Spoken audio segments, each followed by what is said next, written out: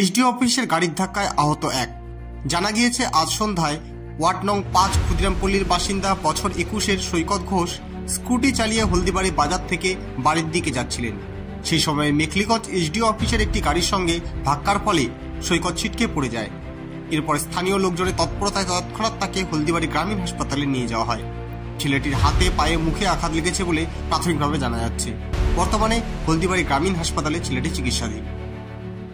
এখানে একটা অ্যাক্সিডেন্ট হলো বাইকের সাথে চার চাকাতে এই মাছুয়াপাড়ার এই কারিংয়ের থেকে আসে স্টেশনের দিকে যাচ্ছিল, আর ছেলেটা এদিক থেকে সিঙ্গারা নিয়ে বাড়ির দিকে যাচ্ছিল।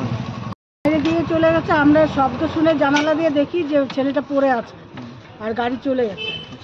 তারপরে আমার ছেলে টেলে সবাই আসলো, ধরাধরি করে নিয়ে গেল হাসপাতালে। এখানে কোথায় বলে বাড়ি, আমি তো এখানে নতুন আসছি। আমার নাম গীতা মন্ডল। আপনারা দেখছেন নর্থ বেঙ্গল সমাচার, উত্তরের বার্তা, সত্যের পথে।